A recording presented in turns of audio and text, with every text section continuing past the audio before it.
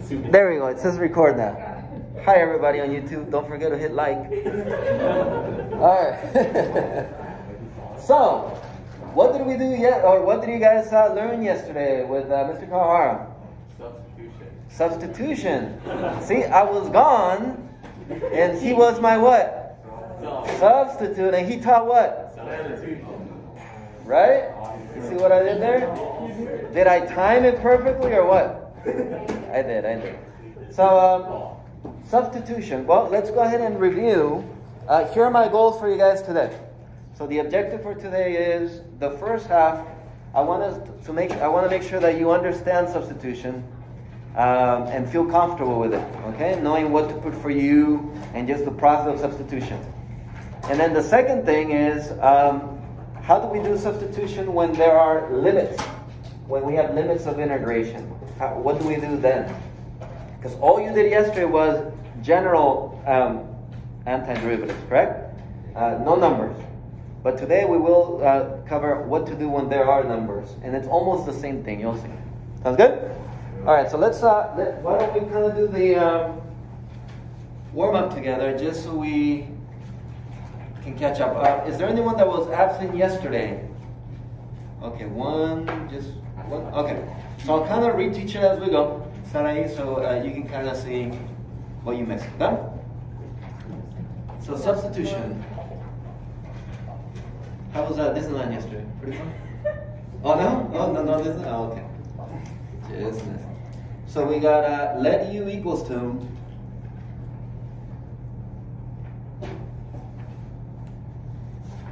and what am I going to let u equal to here? 6x minus 5. And the reason for that would be, well, because if I take the derivative with respect to x, Alice, what is the derivative of 6x minus 5? 6. And so then we know that du is equal to 6 dx, just by bringing this over. 6 dx, well, I look at this here, and I don't have 6 dx, I have 3 dx. Well, that's okay. I can change it, can I? Elvis, what am I going to multiply here by? By 2. And then what do I put on the outside? A 1/2. Okay, perfect. And so we're going to have, let's have, what would be my next step? What do I write? A half, Integral.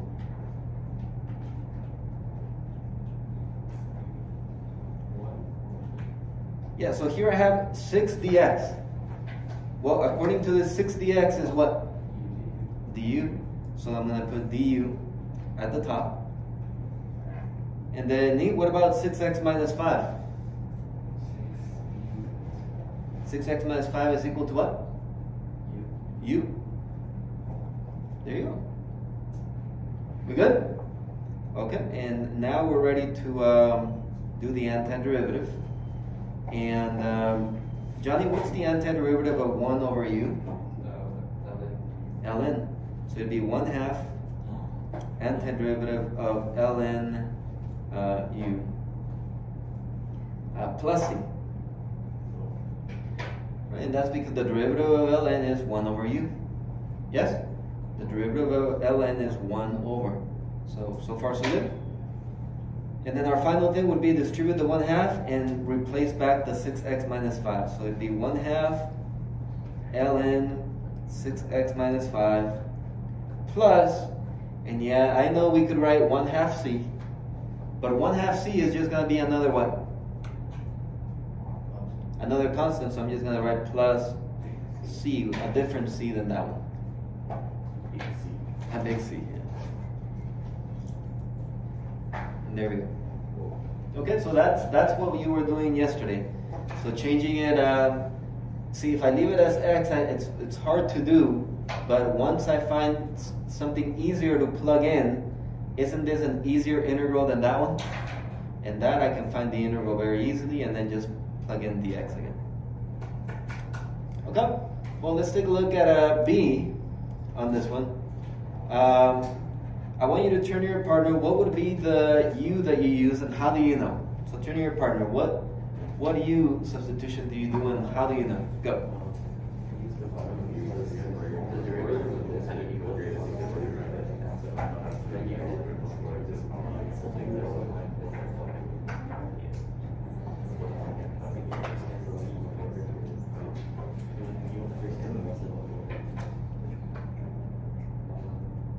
Okay, Quentin, what'd you get for U? What should we let U equal? 3x squared plus 4. Okay, so let U equals 3x squared plus 4x. Okay, why don't you go ahead and finish it with your partner? Go ahead and do that, please. So go ahead and finish it off.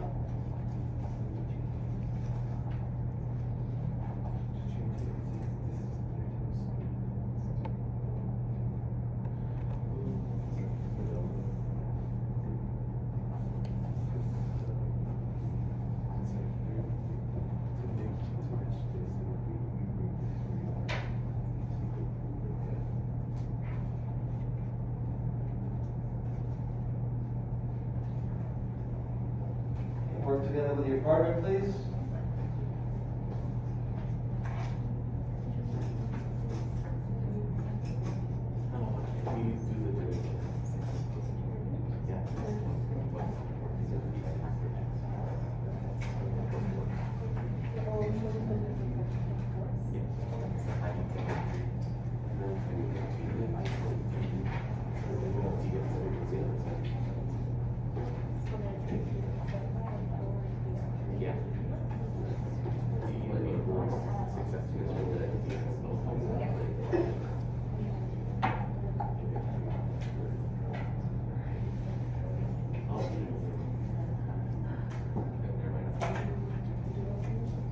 Okay, check with your partner, please.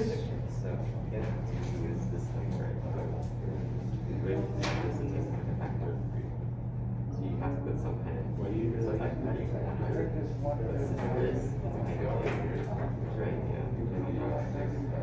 Have to do stuff that so take this down. This 1/3.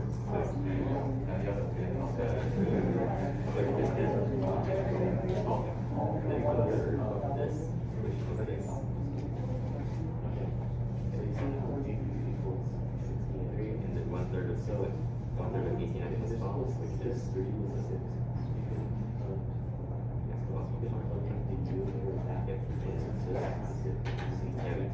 And then you start testing you can then you start writing okay.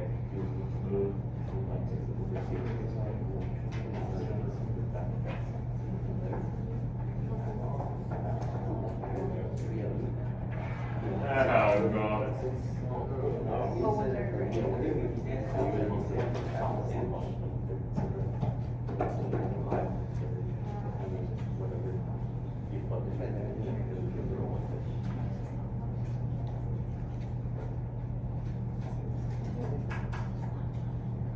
Okay, we got it?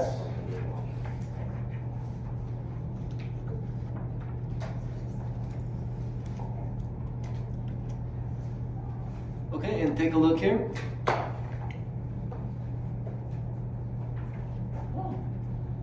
See if that's what you got. Alan, how did you know that it was, well actually what do you have to do so that you could do U substitution? What do you have to do to the original?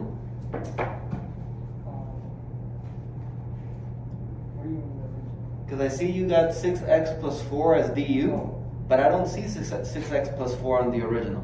So what do you have to do? So for the inside, you multiply the top by 1/3, which would give you 6x plus 4. Mm-hmm. And you make the outside the reciprocal, so 3. Yeah, thank you. Yeah, so we can see here then 1/3, right, times 18x plus 12 gives me the 6x plus 4. But if I put a 1/3, what do we need to put outside? A 3, and then it becomes a perfect substitution. And then just a quick substitution, and I'm good. Raise your hand if you got that answer. How many of you got that answer there at the end? All right. So that's kind of the gist of yesterday's lesson. But now let's keep going with the same thing, just making sure we can do some trig in here as well. So looking at part A. What should I let u equal here? Looking at this one, let u equals to what? What is it? Sine x. Okay, and that's because the derivative of u with respect to x. What's the derivative of sine? Cosine. Forgive me, Father, for I have signed, right? Not a problem. You are forgiven. You can sign as many times as you want, alright? So we got du equals to cosine x dx. Okay, and I think we're ready now to plug this in. So give it a try. Go ahead and put in the u's, du's, wherever they should be.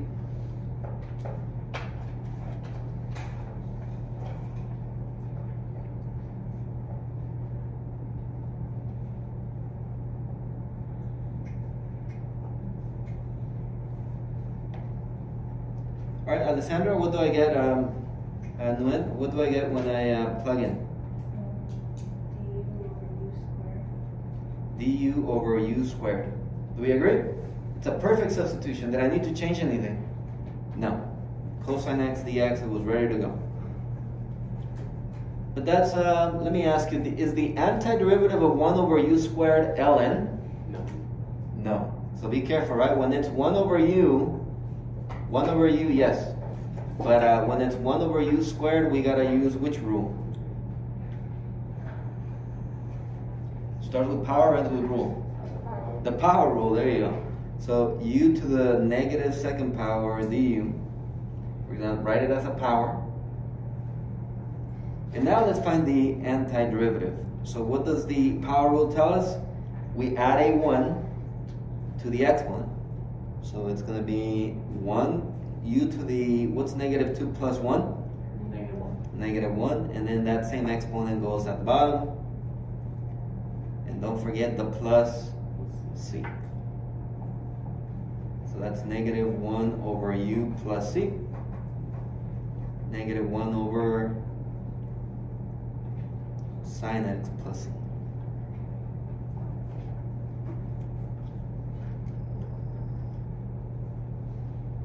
You good? Questions on that one? Questions? Okay, let's take a look at this one, part B. Looks a little bit more complicated, not a problem though. Substitution helps us make it into a nice, easy integral. Nice and easy. But I want you to turn to your partner. If you have the shorter hair, what should you equal to and why? So you start. If you have the shorter hair, you start. What should you be and why? Go.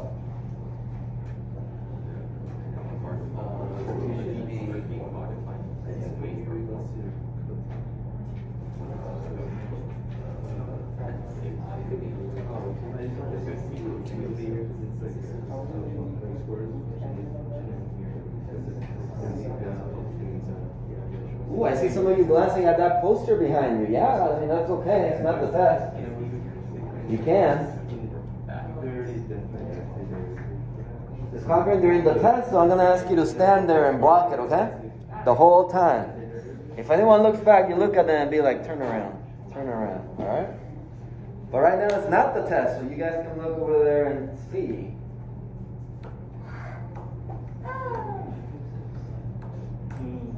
Okay, and then go ahead. Give it a try.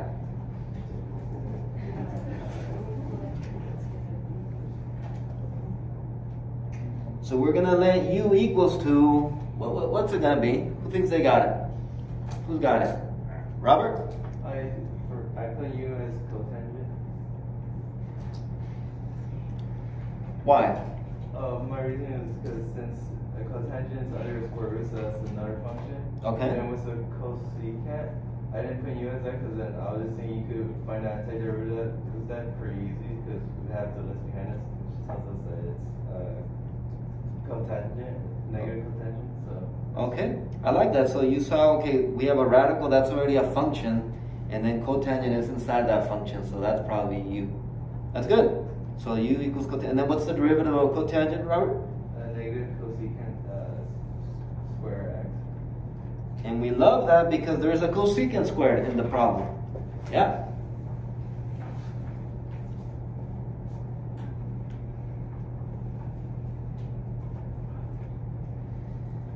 We are going to need to make a little change though, right? Because it's negative cosecant squared x. Negative cosecant squared x, which means what? I need to put what here at the beginning? A negative somewhere. So negative 1. But that's okay, I just put a negative 1 here.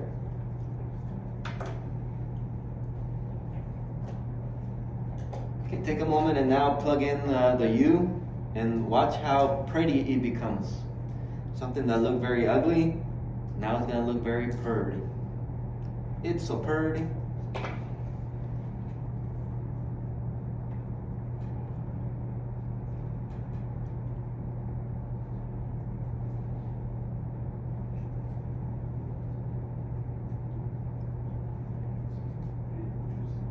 All right, Joseph, what do I write now? Just plugging in the u.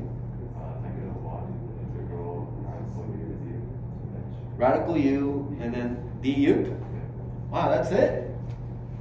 Do you see how much simpler it becomes? It's just radical u and then negative 1 cosecant squared dx is du. Okay, to do the antiderivative though, do we like the form radical? No. Let's rewrite it. It'll be u to the 1/2 du. And now we're ready.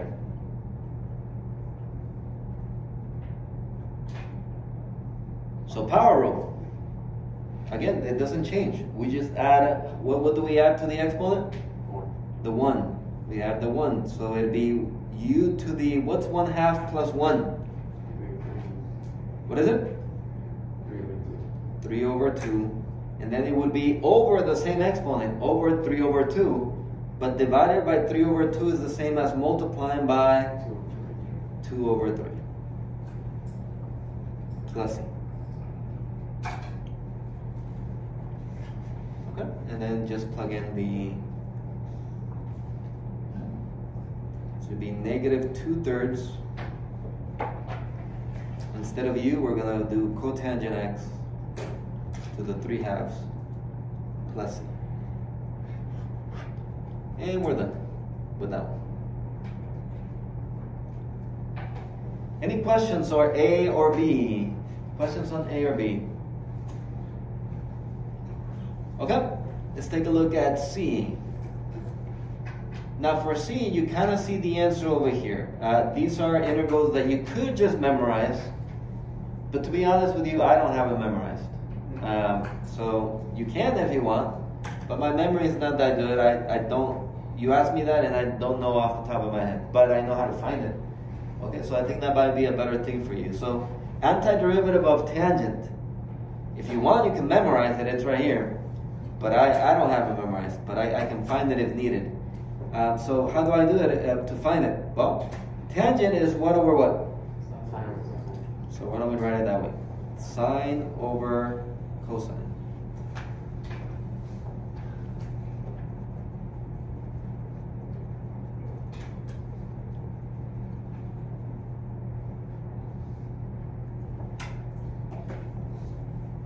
Okay, and what should we let u equal?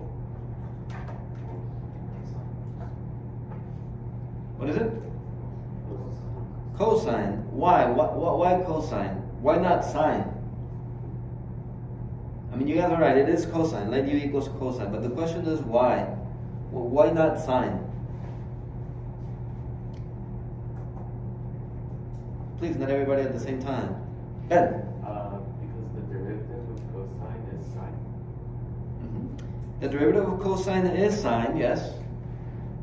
And the derivative is at the top.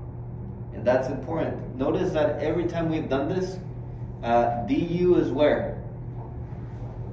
At the top. So that's important. That's a big hint. Du is always at the top. It's not at the bottom. It's at the top. So, yeah. So let u equals cosine x.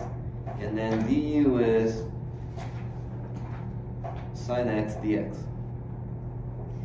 Hey, because someone could say, well, Mr. Lara, the derivative of sine is what? The derivative of sine is negative cosine, and it's there. Yeah. But we want the derivative, we want du, where? The top. On the top. Okay, so that's a big thing to help us decide which one's which. Okay, so now that I have this, let's plug in the u.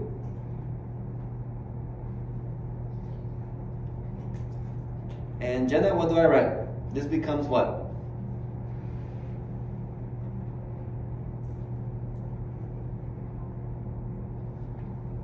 Just plugging in, so here's the integral, right? And we know sine x dx is what? So it's going to be du on the top, and at the bottom? That's right. That's it. That's it. Okay, and then Joshua, what's the antiderivative of 1 over u? ln.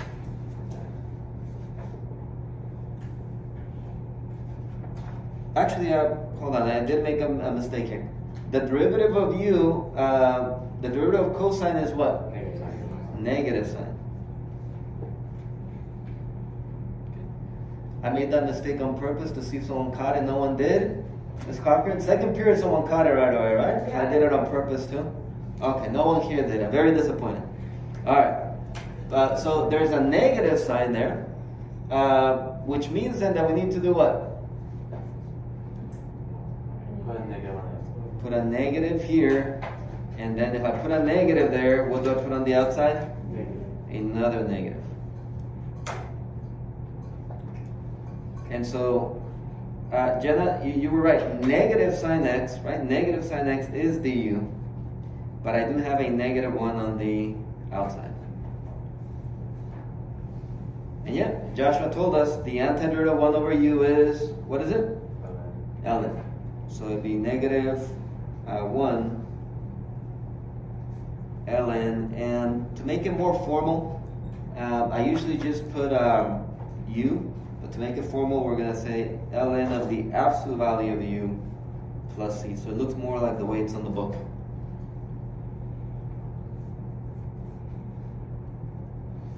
Okay, and so it's going to be negative ln absolute value. What is u again? Cosine x. And then I know it could be minus c, it could be minus c, but minus c is just another constant. So I'm going to just change the c. And there it is. And is that what's on the book? Is that what's on the table here at the bottom? Yeah. Now depending on the book that you use, some books say the antiderivative of tangent x is this. Some of them say that it's this. Notice that it's the same thing, just off tangent a little bit, using a little bit algebra 2 knowledge. When you have a log, where else could I put the coefficient? The coefficient could go where as well? As an exponent. As an exponent. So if I take this negative 1 and I put it as an exponent, it'd be ln of cosine to the negative 1. That's the same as 1 over cosine. And what's 1 over cosine? Secant. So these are the same thing. Some books say this, some books say that. It's the same thing. Okay? So do I have these memorized? No. But can I find them? Yes. By doing a little substitution, and then I find the right way. Questions about these? Any questions? All right. Let's take a look here at, so are we okay with u substitution so far? Yeah? Sometimes it's perfect for u substitution, and even if it's not perfect, what could we usually do? If it's not perfect, what can we usually do with the original? Multiply or divide by something, right? Make it fit. Okay. But what about when they have numbers? When they have numbers there? When they have limits of integration? When they have what? Limits of integration. How does that change? Well, the good news is that it doesn't change much. Let's take a look. We still start the same way. Let u equals to. Now go ahead and turn to your partner, and if you have a longer hair, you tell your partner what you think u is. What should we make u equal to? Go.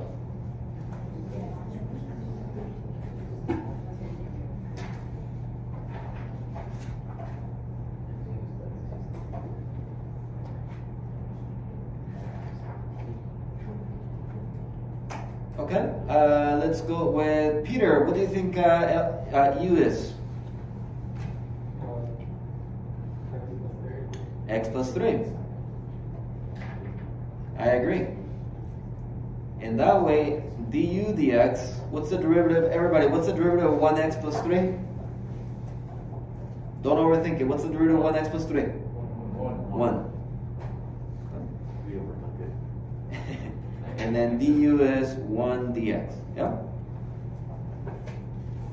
Hey, do I have 1 dx on my problem already? Yeah, I have 1 dx there, so it's ready. It's begging me to substitute it, yeah? Please substitute me, see? So we're going to have the integral. Now don't write the numbers yet. Do not write the numbers, the limits, just yet. But I am going to substitute this here. So if I plug it in, Austin, what do I write then? Plugging in the u. Du over u to the third power. Do we agree? Okay. Now, why did I not write the limits of integration? Here's why. Because the limits here are in terms of what letter or variable? X. But now we changed everything in terms of u. So these don't apply anymore. I have to change them in terms of u. Now that's very easy to do. Over here, I want you to write this. When x is 0, that's my first one, isn't it? 0. When x is 0, I wonder what u is. Well, we know u is x plus 3. So wouldn't it be 0 plus 3? Which is what? 3.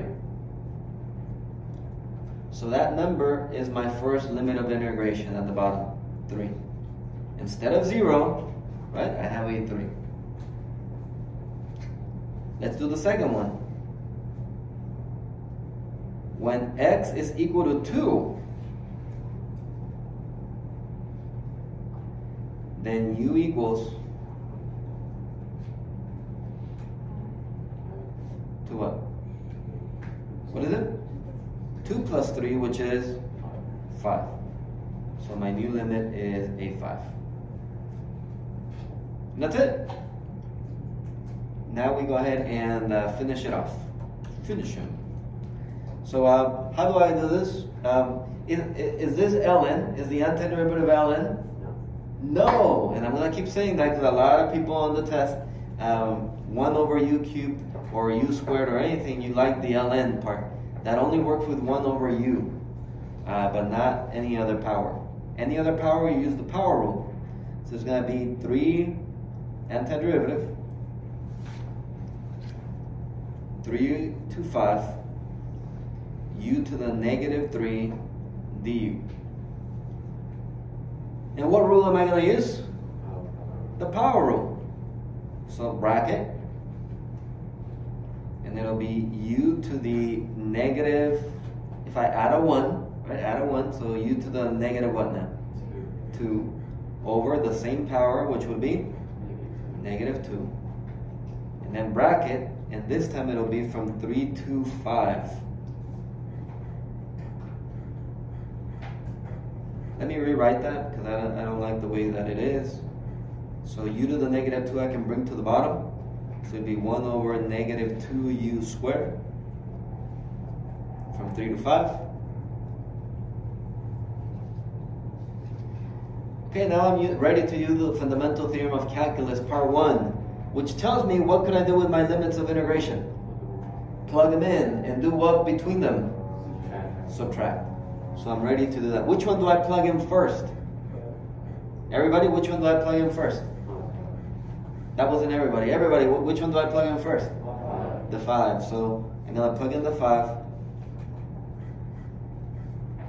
And if I plug in the 5 first, 5 squared 25, it'd be what?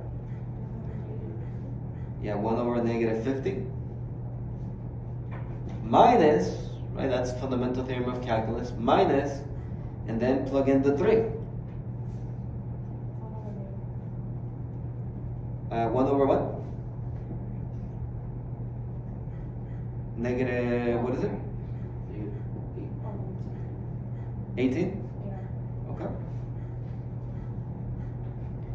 Right? So I get a negative 1 over 50. Negative times a negative is positive 1 over 18. If this was the AP exam, that would be good enough. Like you don't need to keep going. That is a good arithmetic answer. But if it's multiple choice, you'll probably see it like this, with a common denominator, right? So there it is. We're not going to spend time on common denominators, but there it is. All right. So, by the way, just so we remember, 8 over 225. What does that mean? What did we just find? What does this number mean in the overall scheme of things with integrals? What does it mean? Ben, what is it? The area under the curve. It's the area under the curve. Which curve? Or which function? 1 over x plus 3 cubed. So if we were to graph it, it's the area under the curve between where and where? 0. Between 0 and 2. Okay, so let's not forget what all this means, right? We started, remember, with geometry? Remember those good old days with rectangles and approximating? Use 3 rectangles, 4. Left Riemann, right Riemann sum, midpoint. Ooh, to get dangerous, how about trapezoid, right? And we remember those good old times? But then we said, you know what, forget it. I want to be accurate. So now calculus is helping us find the area under the curve, a perfect answer, an accurate answer, and then much quicker actually, once you get the hang of it. But let's recap again what we did here. So we started the same way, didn't we? We started the same way, but once we changed it to u, right, we also had to change the what? We also had to change the what? The limits of integration. And then we never went back to x because we got a numerical answer. What type of answer? Numerical answer, right? So it's something that we should do in real life as well. We should forget about our x and focus on u. See what I did there? Okay. You forget who? Your x. Forget about your x and focus on you. We good? Ms. Cochran, is that good advice? What do you think? Great advice. Oh, great advice. Okay. So in that and in the real world. So forget your x, focus on you. We good? Now on the other one, we did go back to our x. We did, unfortunately. But on this one, we don't have to. We good? On the front side, we did. But here, when we have numerical answers, we don't have to. So a big difference between the two. All right? Let's do another one here.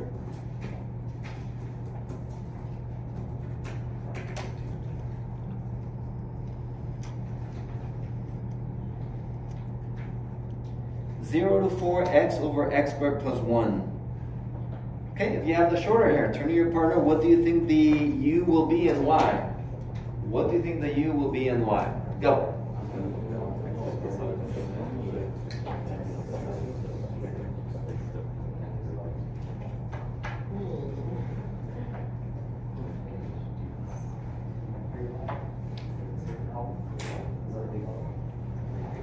Okay. Luen, what do you think the u here will be and why? And why? I agree. It is x squared plus 1. Why?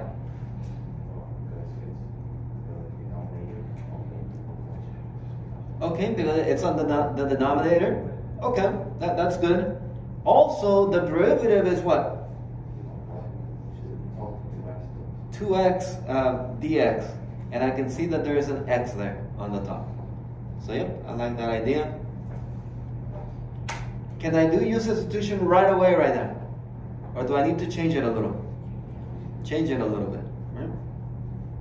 Okay, Amarani, what am I going to need to put here next to the x? A 2. Right, so that it matches perfectly. But Amarani, since I put a 2 here, what do I put on the outside? A 1/2. There we go. Okay, so we're going to have 1/2. Leave that alone. Don't do anything to it just yet. Plug in the u's.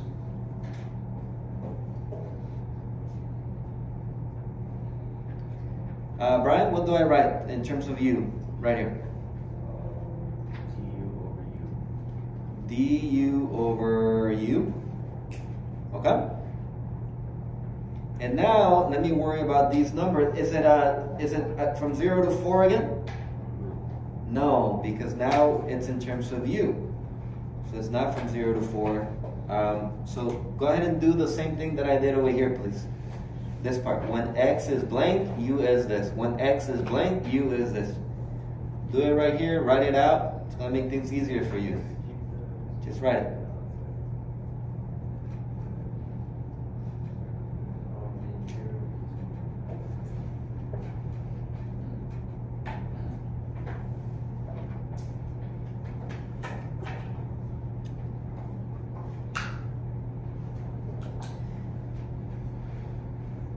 Okay, check with your partner. If you have the shorter hair, tell them what your new limits are, please. If you have the shorter hair, share what your new limits are.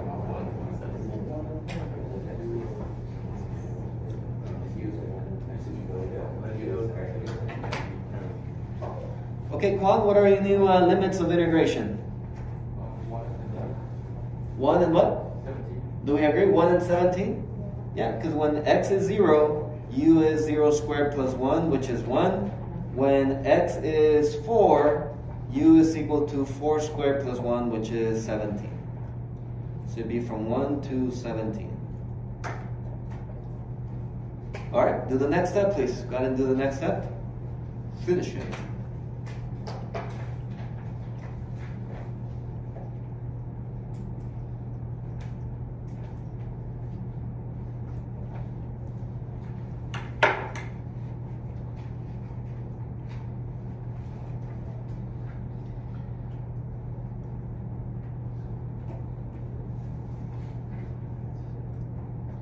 Cindy, what's the antiderivative of 1 over u?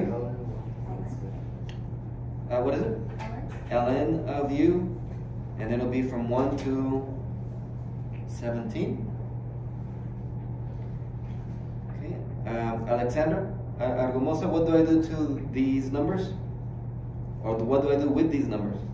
Subtract. Okay, so tell me what to write. 1/2 what? 1/2 ln 17 minus ln 1. That's right. And that is a good answer, by the way. If this was the AP exam, you can box that and go to the next problem. If it's multiple choice, you might see it like this.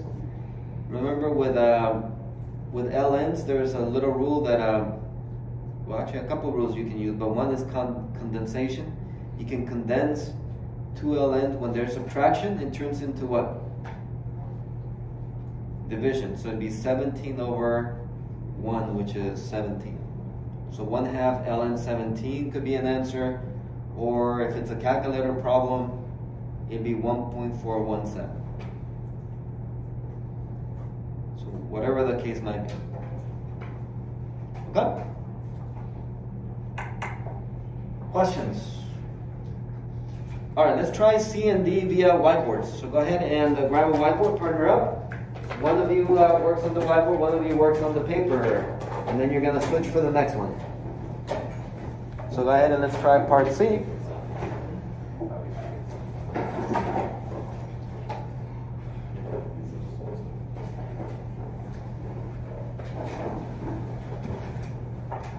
Remember, before you show me the answer on the whiteboard, make sure you guys agree on the answer, you both understand it, okay? Before you show me your answer.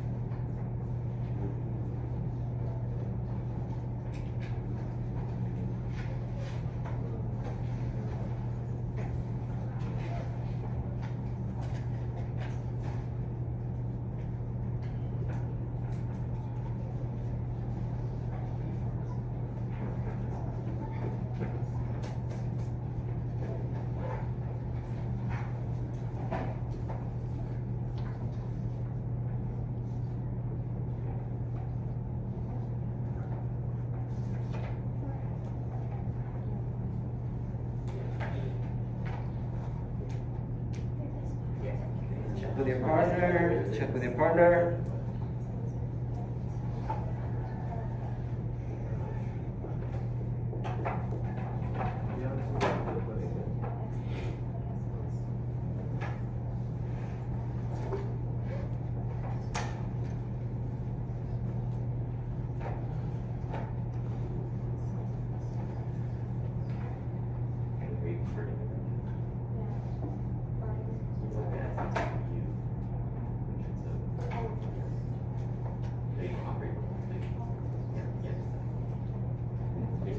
You both understand it?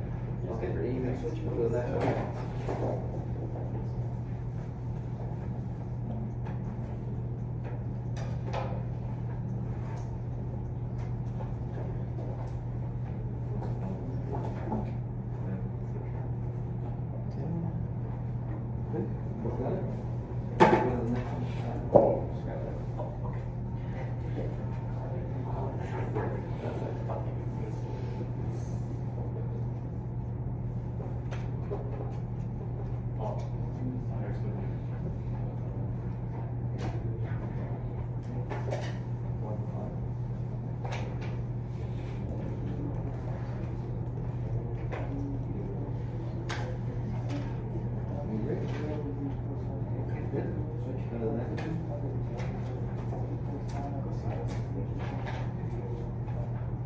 Show me the answer once you have it.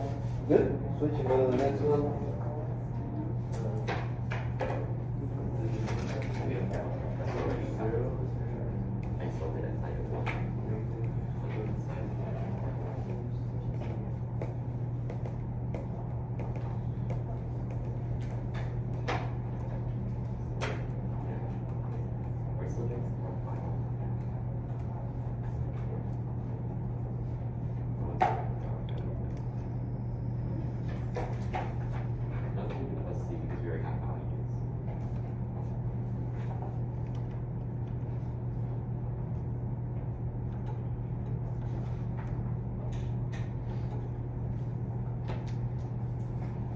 Okay, and the answer for that one was 1/5.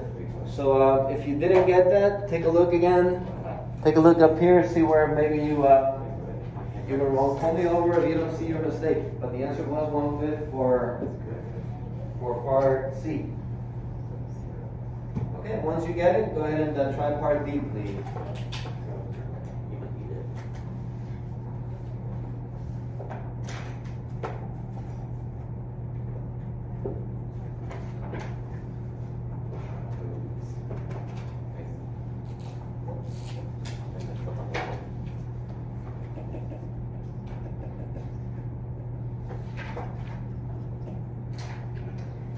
By the way, before I forget, I wanted to ask, tomorrow during CAP time, I'm going to kick all my geometry students out.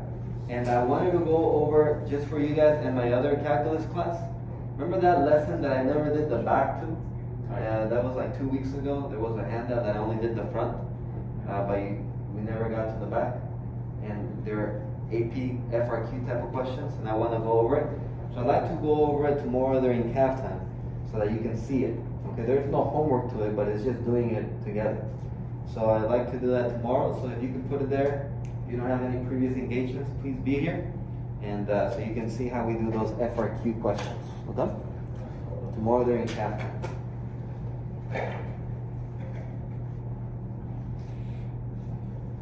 Okay, so we're working on part D. We're working on part D.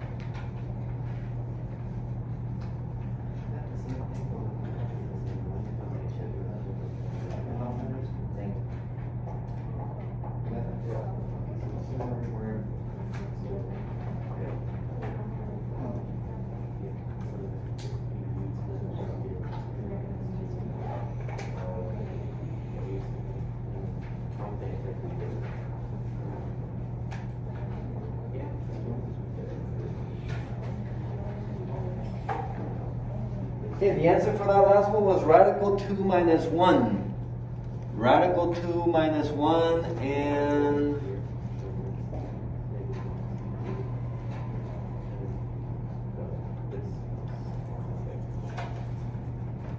You can take a look up there. Radical 2 minus 1. Let's see maybe how to get that done.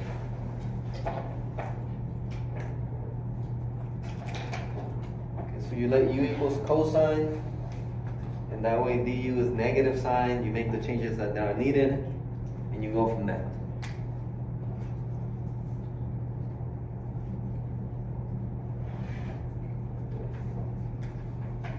Okay? So when am I going to see you next? Tomorrow at calf time. Come, bring that handout that we didn't do a backup, and then we'll take it from there. All right?